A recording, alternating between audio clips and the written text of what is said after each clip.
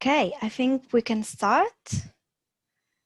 Maybe we can wait 1 more minute. I still see participants joining us today.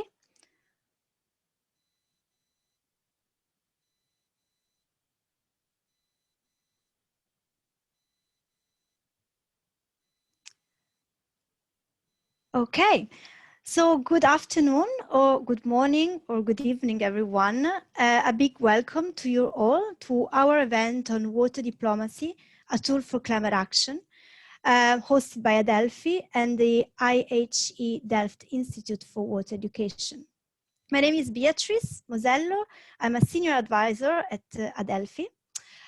Maybe before we begin, let me just say that this event is being recorded and it will be available online to watch or rewatch and share. Now, this is a reduced version of a longer session that we had planned to host at Stockholm World Water Week this year.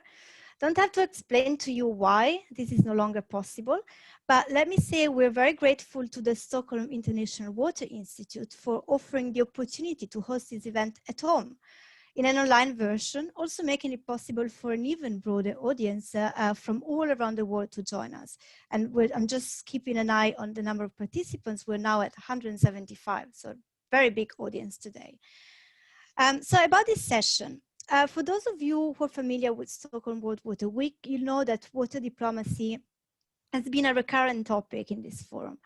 Our event today wants to continue and move forward the conversation to reflect on the role that foreign policy, diplomacy more generally, can play in mitigating, solving, and potentially preventing issues that may arise over the management of transboundary water resources. We also want to look at how these interventions can be leveraged to foster broader cooperation, for example, on climate change adaptation, sustainable development, and security goals. And we want to collect experiences and lessons learned, also of what failed, from different contexts and regions around the world, thus contributing to building the evidence base that we need to move this conversation forward. To do this, we brought together an excellent panel for you today. We have Susanne Schmeier, Senior Lecturer in Water Law and Diplomacy at IHE Delft. We have Aaron Salzberg, Director of the Water Institute at the University of North Carolina at Chapel Hill. Anulak Kittikun is joining us from the Mekong River Commission. He's there as a Chief Strategy and Partnership Officer. We have Dinara Ziganshina, Deputy Director of the Scientific Information Center of the Interstate Commission for Water Coordination in Central Asia. And last but certainly not least, we have Aaron Wolf, Professor of Geography and Director of Water Conflict Management and Transformation at Oregon State University. Welcome to you all, and thank you so much for being with us today. Also, some of you very, very early start of the day, so a special thank you for joining us. So very quick few words on how this session will work. We'll start with Susanne, who will frame the problem for us. I'll then ask a few questions to our experts. We'll go on for about 20 minutes or so. In the meantime, you're also very welcome to come up with your own questions, which I would ask you to post using the Q&A function that you see at the bottom of your screen. This is different from the chat function, and it would be great if you could use the chat only if you have any technical issue during the session, and my colleague Raquel Munayer from Adelphi will very kindly assist us on any technical issues that we have today and keep an eye on the questions. Also, you can use the chat if you want to share with other participants useful links or resources from your work in this area. And then we'll leave the last 15 minutes or so of our webinar for our speakers to answer at least some of your questions. You're now 211, so we'll not be able to answer all the questions that come out, but hopefully as many questions as we can. Okay, so let's get started. I'll leave the floor to Susanne, who will introduce the topic of today and talk a bit about the emerging trends in transboundary water management and water diplomacy. Susanne, the floor is yours. Thank you very much, Beatrice. Welcome also from my side, from the side of IHE Delft, to all of you. Let me just adjust my screen. Okay. Well, I was asked, as Beatrice just mentioned, to give you a bit of a broader introduction into what are the emerging trends that we, the organizers, IHE Delft and Adelphi, see with regards to water diplomacy, but also more generally water diplomacy in the context of the broader climate security and climate diplomacy debate. Next. I would just, before I start, like to highlight how we understand water diplomacy here. In this seminar, we do understand water diplomacy as the use of diplomatic instruments that are applied to disagreements or conflicts, and that with the aim to solve or mitigate these conflicts for the sake of cooperation, regional stability, and peace. Next. This means that water diplomacy for us here, and in the way we want to discuss it today, is something slightly different to the more traditional concepts of transboundary water management and transboundary cooperation. Here we're really interested in the use of diplomatic means, so not necessarily technical means such as joint modeling or planning tools such as transboundary environmental impact assessments, but really the diplomatic tools and approaches, and their use for something that goes beyond the water sector. So the use of water diplomacy for preventing negative impacts on peace, on stability beyond water resources. Next. That very briefly, but what's new, or is there anything new about that? You might have noticed that that water diplomacy debate is relatively new, or has emerged in the last years, to some extent replacing or shifting a bit away the attention from the more traditional concepts of water cooperation and transboundary water management that I just mentioned. And what I also think is worth highlighting is the fact that this new focus on water diplomacy is largely driven by an interest in water-related security challenges from communities that are others than the traditional water community. So we see an increasing interest among diplomats, but especially also among the security community in disputes, conflicts, and their consequences that could potentially arise from water-related challenges. This might remind some of you of the water war debate or water war discourse that we've seen in the 1990s and early 2000s. We as the organizers would argue here that this is slightly different what we're seeing, because the focus is not only, or not so much anymore, on the transboundary dimension of water conflict only. And we also think that there's a much clearer view now in the current water diplomacy debate on the intervening factors and the fact that water is not necessarily and only a source of conflict, but is actually much more often one of many, many different threat multipliers that have to be studied. And what we also see is that there's an increasing acknowledgement in the water diplomacy community of the risk of securitization. So the fact that water issues are being presented in a very politicized or securitized manner could potentially have negative repercussions on how those issues are actually being solved, which means the fact that the water diplomacy community is aware of these facts also luckily shows an increasing awareness of the need to address these issues across different policy communities. So across the water, the security, the diplomacy, the development, but potentially also the disaster response community, and at different governance levels. Next. The question is, and that's what we're particularly interested in this seminar today, how does that relate to the broader climate security and climate diplomacy debate? We all know, I'm not telling you anything new, that climate stress will largely be felt through the water cycle. This means, on the one hand, that an integrated approach between water diplomacy and climate diplomacy would be needed, but it also shows that there's a risk if these approaches are not aligned. They might be competing, or they might be pursuing them might have negative repercussions from one on the other. At the same time, we also see quite a few similarities between what I was just referring to, the earlier water security or water war debate of the 1990s, and the current climate security debate, which tells us that maybe the climate security and the climate community, the climate diplomacy community, could have one or another thing to learn from the water diplomacy debate and community. For example, we do see an increasingly high media and policy attention to climate conflicts, climate security, which comes with the risk of politicization and securitization. So dealing with that is something that could potentially be learned from the water diplomacy community. The climate security and the climate diplomacy debate is also struggling with questions around the origin of the problem. So what actually leads to climate-induced or climate-related conflicts, and why is that the case? And it is also very often, as was the earlier water war and water security debate, focused on short-term impacts. That is, there's often a lack of understanding of the long-term implications, such as foregone development opportunities on regional stability and peace beyond an immediate link climate risk to security or insecurity consequence.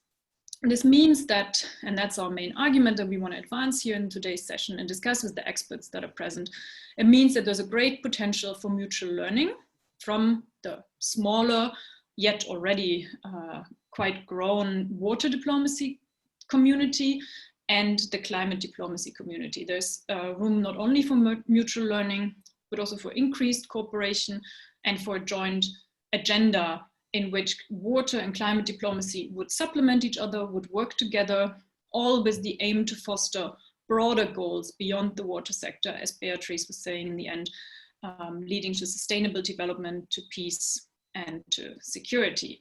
And with that, I'd like to hand over back to Bea, who will ask our distinguished expert joining us today to elaborate a bit more on these issues.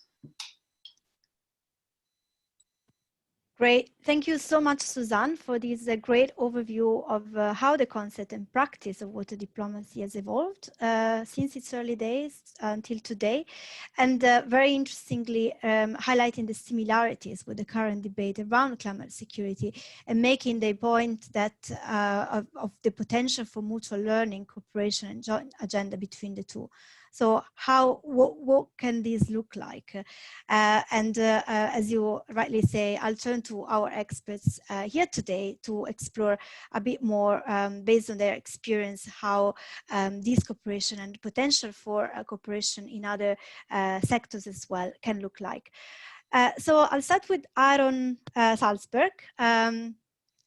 Just in the light of what Suzanne has been presenting, and based on your experience, are there any examples where discussions over the management of transboundary water resources have actually helped promote cooperation more generally and beyond water, for example, on climate change adaptation or climate change mitigation? Thanks, Beatrice, and thank you to all our sponsors for making this event happen. It's a big question to try to answer in 2 minutes, so I'll be succinct. Absolutely. I think we've seen a number of cases where shared challenges over water have become a means for promoting trust and cooperation, even in areas that go beyond the water itself. This is true certainly in track 1 interventions where you're dealing with government-to-government discussions, but it's especially true in track 1.5 or track 2 type conversations where convening groups of scientists, NGOs, policymakers around shared water challenges can develop relationships and create a shared interest in solving water challenges. And those can often go well beyond on the water. And I think we've seen good examples of this across the world. The Sava River Agreement, for example, was the first agreement made by the Balkan countries after the conflict. In this case, water became a vehicle for tying the countries together and demonstrating a new way of working together to solve shared problems. And that can really reset a region and the dynamic of relationships in a region post-conflict. I think there are many other examples. Right now, we're seeing some of these play out where water is becoming a diplomatic bridge in Central Asia, in the Mekong, and many other places across Africa. So we're seeing water become increasingly used as a diplomatic tool. Now, there are many others, but right now on several, we're seeing many of these things play out. Many of these discussions open the door to broader cooperation. I think David Gray, formerly of the World Bank, now at Oxford, he used to tell this story of a Nile meeting that happened between Egypt and Ethiopia that didn't solve the water problem they were discussing, but resulted in a multi-million-dollar trade deal for beef. So you can see where water can become a connecting thread that will enable parties to talk about other issues. So using water as a means to get parties into the same room can produce a range of benefits. And I think this is especially true when it comes to climate change. Climate change will force governments to respond quickly to changing environmental conditions. and institutionalized arrangements that support dialogue and provide a platform for solving these changes. Water can help provide that, and that's going to be critically important to what we do on climate change. Great, thanks, Aaron. Some really interesting examples there. Can you say maybe a bit more about the role, specific role of foreign policy in this case? What has success meant? Has it meant just dialogue or bringing together a solution to a specific issue? And has foreign policy been able to see the linkages and exploit the synergies between issues? Or does it also tend to be quite sector or issue focused? No, great question. And I'm a bit biased here, but I think the engagement of traditional foreign policy experts has been a really important step forward for the water community. And here's why, really two reasons. First, I think their perspective is broader. They often see, as Suzanne was suggesting, they often see beyond the water and can more readily integrate other social, economic, security concerns into a process. And we all know this, right? It's almost never just about the water. Some of these disputes can be quite complex, and the ability to see all those other and integrate those other concerns into a process becomes critically important. And this is the second reason. I think the foreign policy community is often focused on the process itself. And this is something I think we often forget in the water community. Most of us put a premium on getting an answer. You know, what's the rate of filling? How will it be operated? What will the releases be during a prolonged drought? And don't get me wrong, these are all important questions to answer. But what matters more, at least in my view, and I think with respect to climate change, is how the countries work together to get to those answers. And this will be particularly true, I think, when we deal with climate challenges. Again, climate change will force countries to continuously adapt to changing conditions. How countries continue to work together to solve these shared challenges is probably the most important outcome of a transboundary water process. So using these shared waters as an opportunity to build the capacity among governments to jointly collect and analyze data around shared challenges and opportunities, to manage uncertainty, to develop and implement solutions, and to solve new problems when they arise in a manner that would benefit all the stakeholders. That's what the foreign policy community, I think, can bring into these types of challenges. And I think there's the skill sets that will allow these communities to address some of the huge climate risks that are in front of us. And I think water is one of the best mediums in which you can demonstrate those types of principles. Thank you so much. Very important point there about foreign policy playing a role in sort of bringing the trust between countries for the cooperation that is needed to address some of the challenges, but also you mentioned uncertainty that is linked to the climate change impacts and the way in which countries should respond to those. So building this trust and this platform that allows countries to talk in the long term and to be able to respond to these challenges as they come across is extremely important. And there we see foreign policy playing an important role. Thank you very much, Aaron. And let's maybe bring in a bit of regional experience with Anulak here. Anulak, you spent many years working in the Mekong River Basin. So maybe based on your experience, can you tell us a bit of what are the types of water diplomacy engagement that have taken place there? And what among those have been the most successful or unsuccessful in terms of preventing and addressing conflict, and why? Thank you, Beatrice. You hear me, right? Yes, we see you a bit fuzzy, but maybe just... a bit fuzzy. Okay. Maybe it's the part of this world. Yeah. Maybe we get better. Just not to waste time, thank you very much for asking me to join this wonderful panel. And thank you to all the hosts and the colleagues. Nice to see all friends. I think in terms of water diplomacy from a river basin or transboundary river basin point of view, where the MRC is one of them.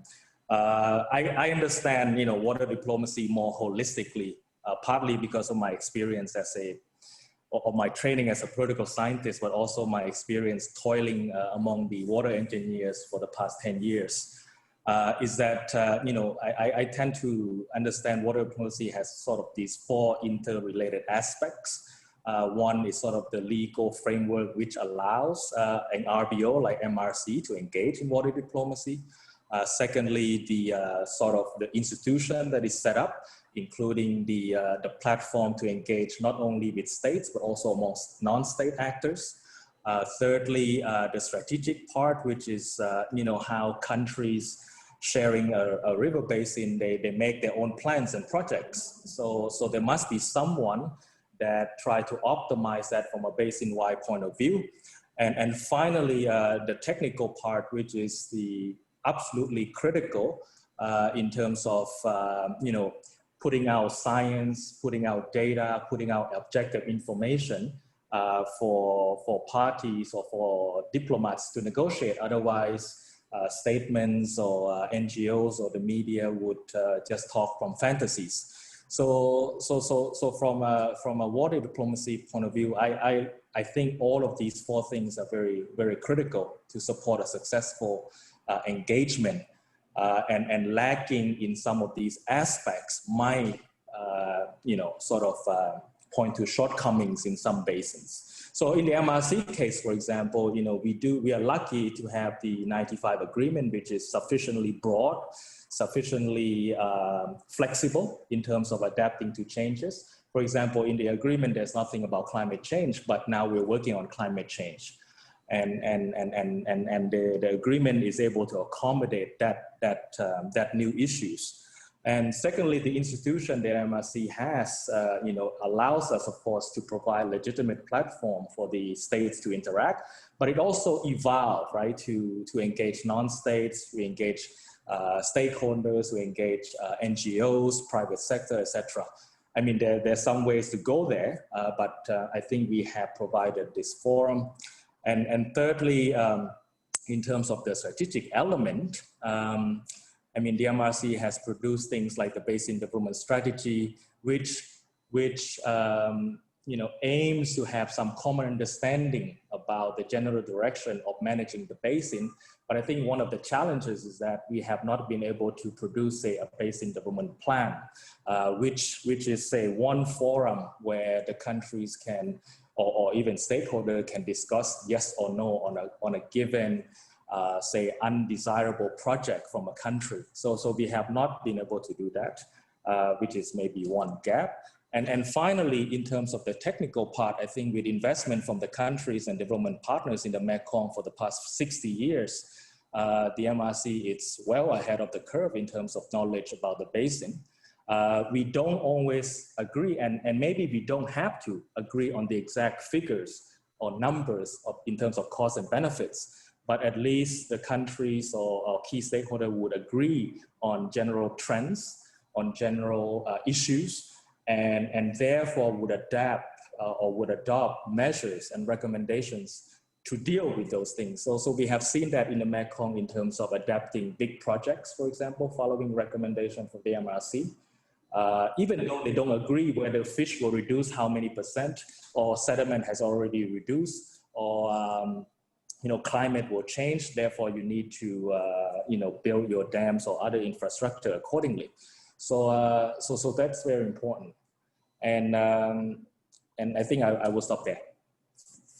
Great, thank you so much, Anurag. Very comprehensive question, and very important to highlight the four different dimensions of legal framework, institutions, the kind of technical data and the strategy that need to come into play and support each other for institutions such as the Mekong River Basin to be able to perform its functions. Maybe just a very quick follow-up question for you. If you can say a bit more on the extent to which you think that linking water management in the experience of the Mekong River Basin to other issues, and particularly referring to climate change, so the prevention and mitigation of climate risks, to what extent making these linkages has been useful and has determined the success or failure of the Mekong River Basin Commission in performing its functions?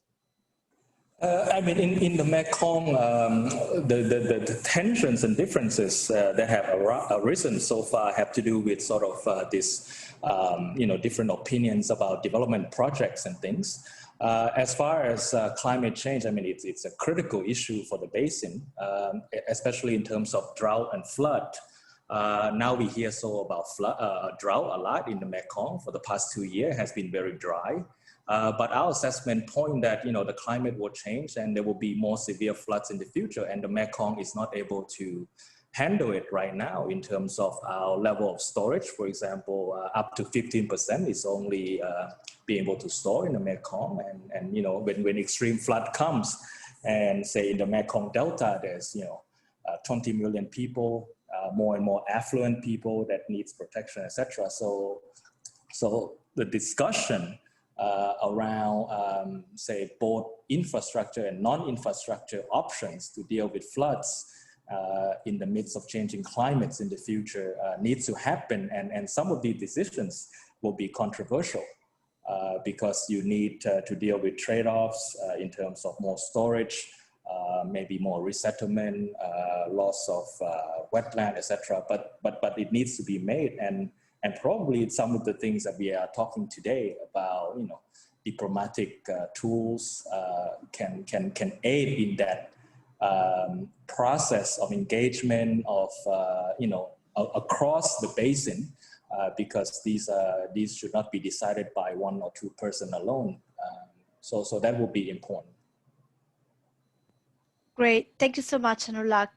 Let's move now to Central Asia, where we have Dinara, who speaks from Tashkent, I believe, and brings us the experience of the Scientific Information Center of the Interstate Commission for Water Coordination in Central Asia.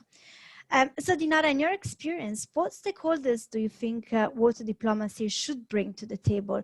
And how do you manage a conversation that cuts across sector, disciplinary, political, governance levels? Hello, everyone. Thank you, Beatrice, for inviting me to this panel.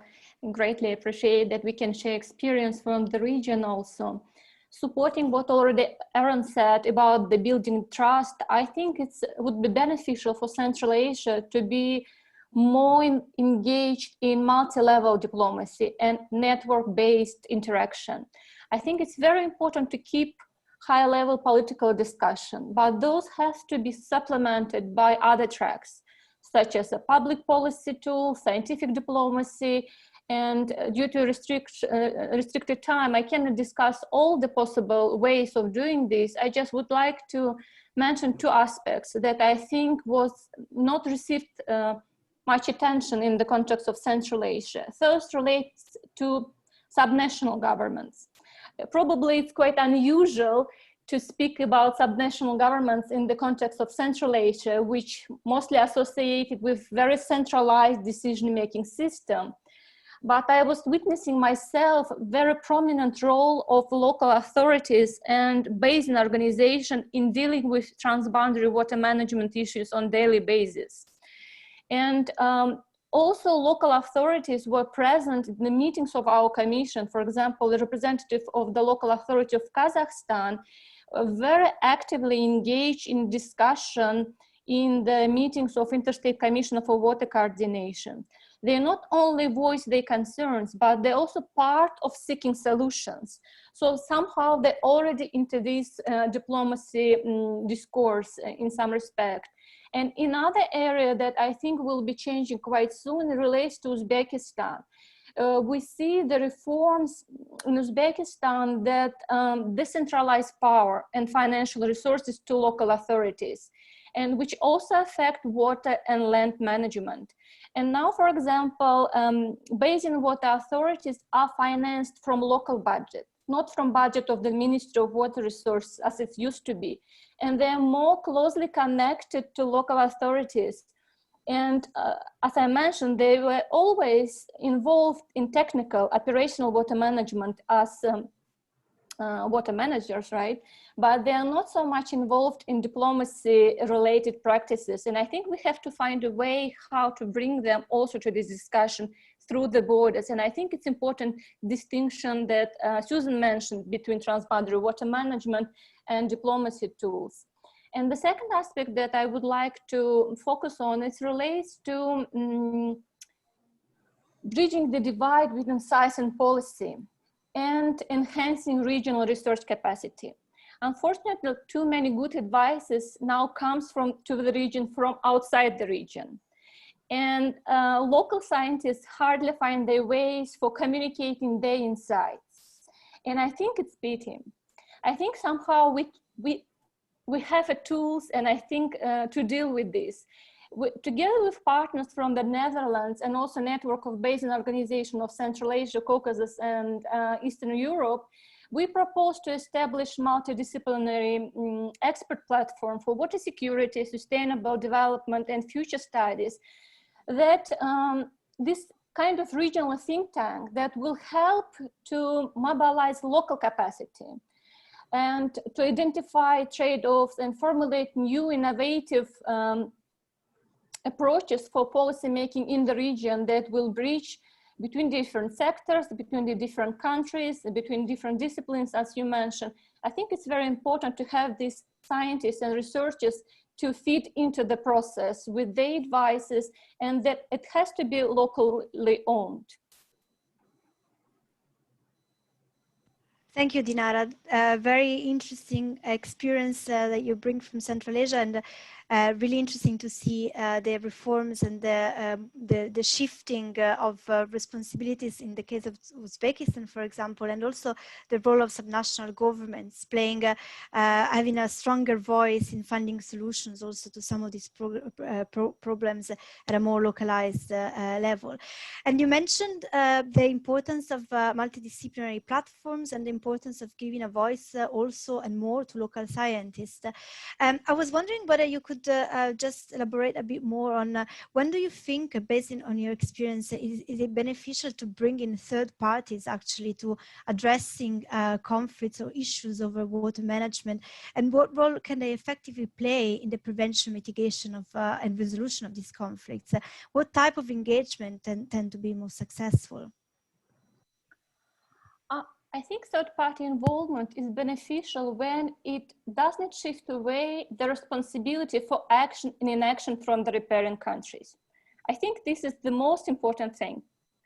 And the rest, it can take different forms depending on the context, depending on the needs. But countries has to feel responsibility for their own basin, for their own management, and for their own action. And I think in Central Asia, we are lucky. We have to be proud that the countries themselves, by their own initiative, establish joint institutions, they sign agreements, they are engaged in operational water management. And I should say that most operational water management issues dealt internally through direct communication between the countries, between the ministries, or through joint institution or technical group meetings. So it's more internal communication, not involving third parties. And at this level, at this operational level, third-party involvement might include technical assistance, bringing neutral knowledge, better data, capacity building, supporting joint institution. It's more technical issues and not exactly related to definition maybe of water diplomacy that was given by Susan. But more diplomatic tools have to be used for involvement third parties into the level of prospective water management, water development in the future. And I think this is certain more need for the third party involvement, because here we need more neutrality, impartiality, bringing experience from other basins probably, and also in establishing some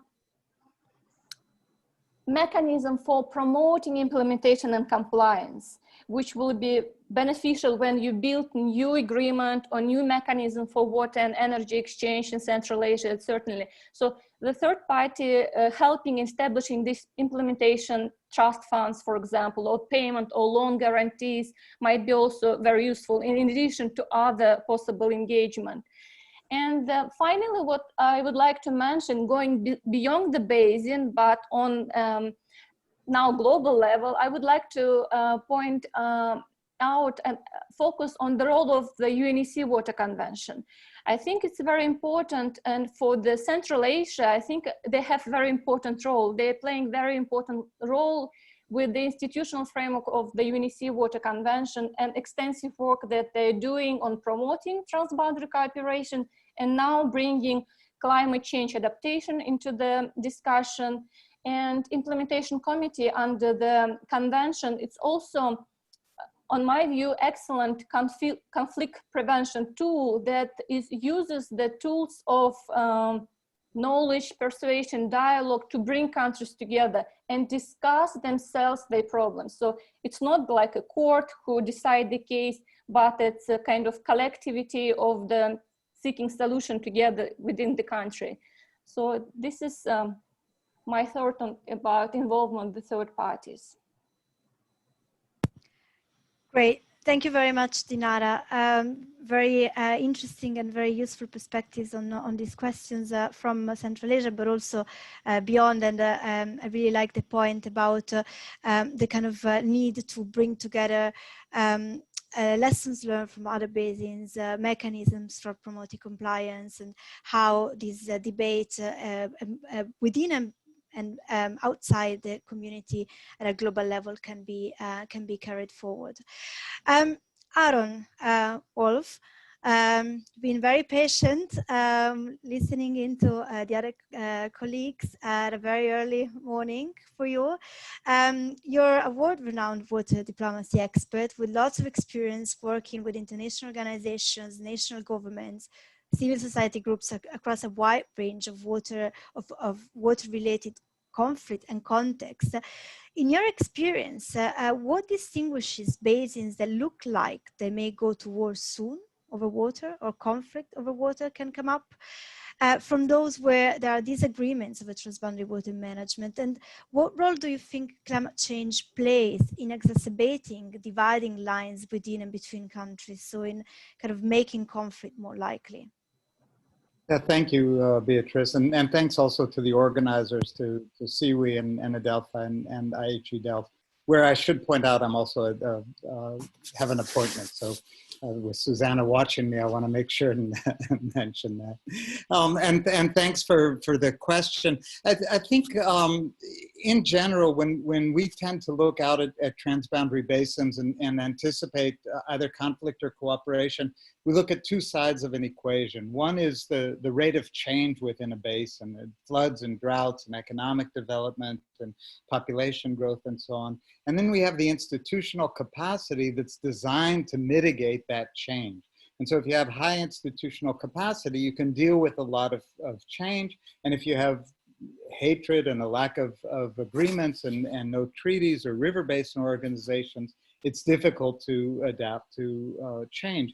And so what we tend to look for to anticipate conflict is when the rate of change exceeds the institutional capacity to absorb the change. And I would distinguish, you ask about countries going to war, I don't see that. I don't see that historically, and I don't see that in the future.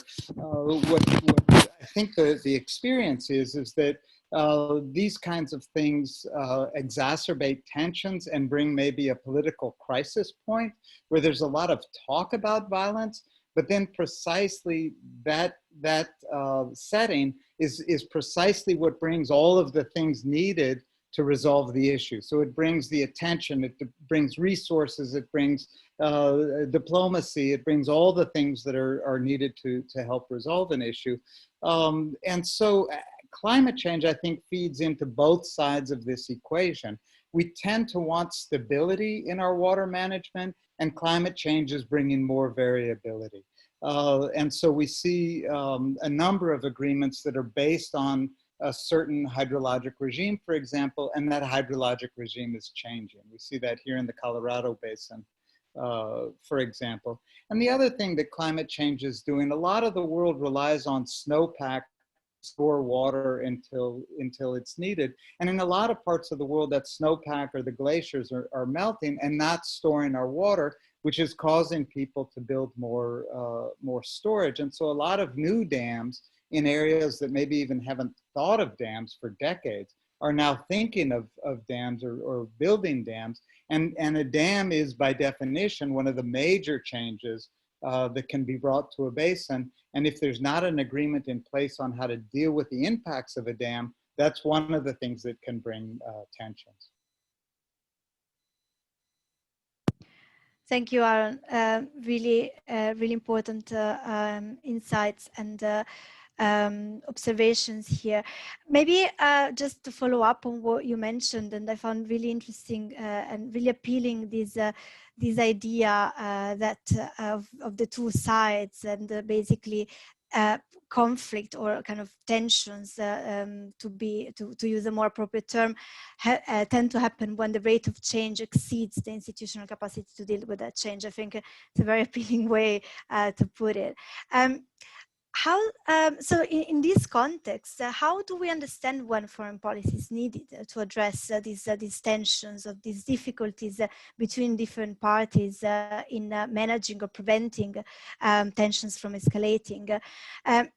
So what is the threshold when foreign policy should come in? Are there similarities? So what can we learn from other areas where foreign policy has played a role in building consensus and mitigating the risks? So for example, climate diplomacy. Yeah, it's an important question. And I think a number of the speakers, Susanna and Aaron and Anulak, have all addressed kind of the relationship between high politics and low politics.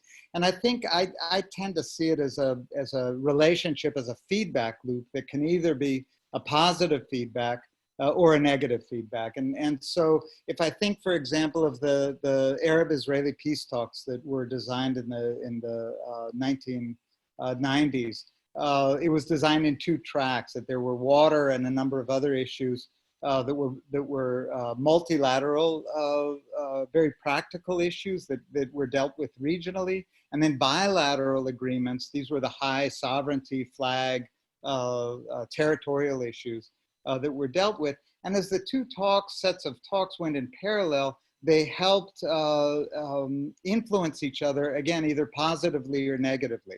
So I think water agreements can never go beyond what the diplomats will allow it will allow more cooperation than is politically viable, but it can help push those boundaries a little bit and offer incentives for the diplomats to come together. And I think Aaron Salzberg talked about the different tracks that can help influence each other. And what I think that requires is some very conscious thinking in both the water world and the diplomatic world. In the water world, we need to understand how politics works so that we can think about how we design cooperation in a way that's politically viable. No matter what relations are between sets of countries, there's always something that can be done in the water world. Even in the absence of political agreements, you can at least agree, for example, to collect data in a unified format so that eventually the databases can be brought together.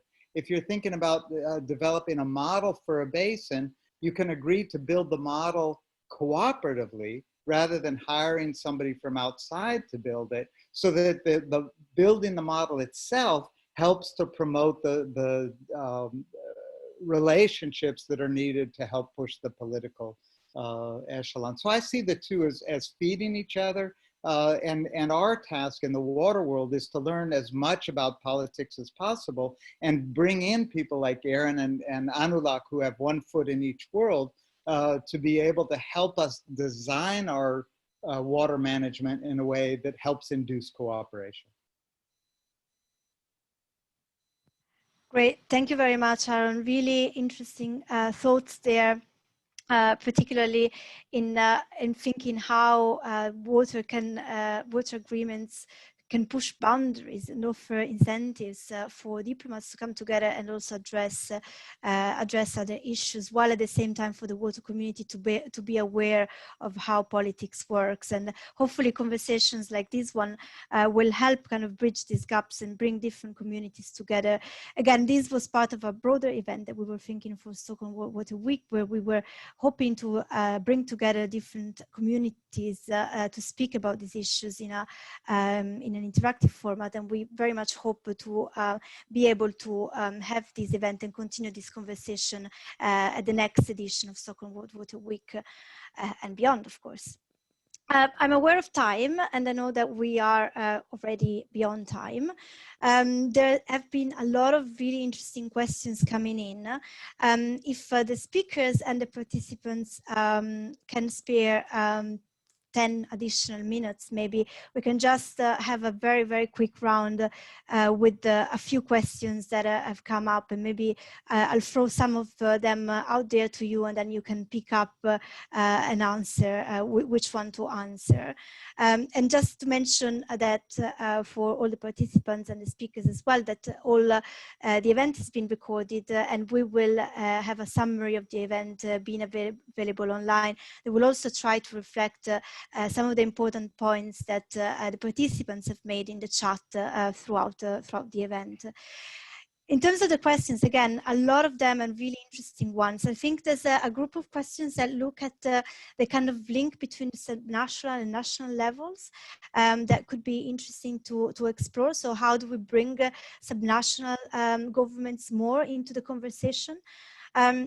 Another question that I've seen really interesting was in relation to the role of the youth. So how do we bring in the youth? As well as there was a question about other actors that play important roles in certain contexts. So for example, non-state armed actors, should they be brought in the conversations, and if so, how? So some of the challenges of bringing in other actors that may not be the standard modality in which we've operated in the past. There was an interesting question as well, and we've talked about climate change, but should we single out climate change as a separate issue or problem, or should we, or how can we better integrate climate change into planning, management, and governance structures of, for example, basin organizations? So I think this is a framing of climate change and the issue is quite an interesting one. And again, there are many other very interesting questions that have been thrown out there, but maybe let's think of these three ones and see what is the response of the panelists. Maybe Aaron Wolf, given you've been the last one to speak, would you like to be the first one to answer the questions? Yeah, thank you. Yeah, I love this. A number of questions relate to what's happening within individual countries and what's happening between countries. And I think that's a really important issue. Is the world of diplomacy is by definition what's happening between countries and is the realm of diplomats. But again, diplomats are responsible for their internal politics. And I think what the role of kind of track 2 or civil society, what our internal role is to create the setting and the pressure for our diplomats to talk to each other to allow us to cooperate. And so there have been a number of places around the world. I think we've seen it organized formally in the Nile Basin, and less formally, I would look to the work of EcoPeace, for example, in the Middle East, in the Jordan Basin, that's helping to bring people, just normal citizens, together, both within countries and between countries at a very personal level. School children, teachers, professionals, to help create a narrative that then puts pressure on the political echelon to come together to allow for the cooperation that's necessary for better water management. And so I think there's always room for this, and water is a wonderful language that brings people together both within countries, across the political spectrum. It brings farmers and environmentalists and developers all into the room, and then eventually between countries to help create the setting for the politics to work itself out. Thank you, Aaron. Suzanne, would you like to go next? Picking one of these questions, and whatever you like the most, or you feel you have something to say? Yeah, I don't want to take too much time, and that's a challenge given all these interesting questions, but as Bea was saying, we'll try to also reflect on these questions in the summary that you'll find later on the website. But yeah, if I look at your questions, I also find it quite interesting how many people emphasize the role of other non-traditional, non-typical actors to be involved in water diplomacy. And a lot of our audience have emphasized also the role of youth and the role of women. And I think that is a chance that also this heightened attention to water diplomacy, especially in the context of climate diplomacy, actually brings. It might be a window of opportunity, hopefully one that stays open for longer, to engage communities, to engage actors beyond the traditional ones. So if we're arguing that the water sector should be collaborating much more and should be interacting much more in the context of climate change with diplomats, with the security sector, we should at the same time also extend that invitation to youth organizations, World Youth Parliament on Water and others, and specifically also to women organizations. And that's happening in some basins, such as the Network of Women on the Nile. There have been activities in other basins as well. So it's not really an answer to the question, it's more a plea or a suggestion to use that window of opportunity that we have to bring other actors in. And then, yeah, there's so many questions on also linking the subnational and the national level, on fostering cooperation, on bringing the different actors on the table that we can't really elaborate on now. But the organizers, Adelphi and IHE, I guess will promise here was to put some additional resources on the event website that you can go to and have a look at later that will hopefully respond to some of your questions. Great, thanks, Suzanne. Dinara, would you like to say something on any of the questions that have been asked by our audience? I think I will pick up on a question that relates of relation between law and diplomacy. We saw a few questions saying how they relate to each other and how UNEC Convention, for example, what role it plays in diplomacy. And I think is a kind of interlinking role between diplomacy and international law. Diplomacy plays a crucial role in forming two main sources of international law. Through diplomatic process, we have treaties, and also customs, which we often forget, but the custom is shaped by the diplomatic engagement through building state practice and opinion euros. So everything we do in our daily practice someday might become the law, customary law. So this is kind of very close connection between diplomacy and international law. But not only does diplomacy shape international law, but also facilitates its operation and implementation. I think it's very important also to look at the role of diplomacy on law implementation, including on UNEC Convention.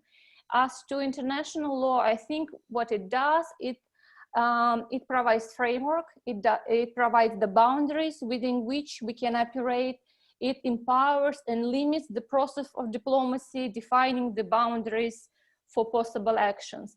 So I think it's kind of very close interaction, and I don't know which one is more important. I think it's very kind of interlinked. And the second question that I would like to reflect on, it's about the role of youth. But here, I think very similar to what Aaron said, I think more important about, I would emphasize the role of us towards the young generation. I was teaching at the university last 2 years, and I think we have to do more on this. We have to teach more our students how to cooperate, how to not only manage water, not only how to defend your national interest, but to understand that your national interest includes also cooperation. So I think we have to invest more in this cooperative behavior in the mind of young generation. Thank you. Great, thank you very much, Dinara. Anulak, would you like to have a go at speaking about any of these questions? Yeah, thanks, Beatrice. Yeah, interesting questions. Maybe one of them is on the politicization of science. I think maybe, like I said before, I think science is very important, especially in our business, water management, and as well as climate action as well. Without specific numbers, objective data, you cannot really discuss or even negotiate. And having said that, you don't always have to agree on exact numbers in terms of the specific scenarios, in terms of changes that may happen. You just need to have a process that open up science from various actors, and then try to derive at some conclusions, and then you can negotiate some specific numbers in terms of actions. The second point I think related to this is, I think all of us have to be responsible in terms of not speaking beyond science. We conduct studies, or various actors conduct studies, and sometimes they draw conclusions that is beyond what the numbers say. So that is, I think, all of us have to be careful on that. And our role in the Mekong Basin is to present all the facts, the figures, and develop a process to actions. But we also try to call out, say, biased reporting or various actors that may not be telling the facts from fiction. Thank you. Thank you, Anulak. And Aaron, concluding words to you. No, I mean, a lot's been said, but I do want to reinforce Anulak's last point, which I think is critically important. There's often a mythology that dominates a lot of these types of discussions, and you have to break through that mythology. And sometimes the joint collection of data and assessment of facts on the ground can be a critically important process of beginning to build that trust and cooperation and laying a foundation for a series of discussions. Just to follow up on a couple of other points that were made, unless the countries are parties to some of these international agreements, either the UNEC Convention or the Water Courses Convention, there really is no binding, and this came up in a number of questions, there really is no binding obligation on upstream countries to have to work with downstream countries on water issues. And so how you build the political will that brings countries, or perhaps provinces, states, municipalities to a table becomes critically important. And that step of convincing the political leadership that cooperation has benefits that may go beyond just the water, but have other sets of benefits that might be important to them, becomes really important to being able to set the stage for a process where the countries can then sit down and try to resolve some of these water-related issues. And that can be a real challenge in many places throughout the world. The idea of engaging stakeholders at all levels is important. The process of how you engage stakeholders and bring them in productively, very challenging. And this is where bringing in people with those other sets of skills outside the water sector can be really helpful in ensuring those views get reflected and that they're brought in the right way. When you're talking about third-party engagement, there's a real difference between a third party that comes in to observe a process, to facilitate a process, to mediate a process, or to arbitrate a process. And these are completely different approaches, and how you do it, when you do it, how you execute that in a way that's consistent with the leadership of the countries. Dinar is exactly right. The countries have to lead these processes. How you execute any of those while maintaining government leadership and countries' leadership is really challenging, different set of skills. Sorry, I'll stop there.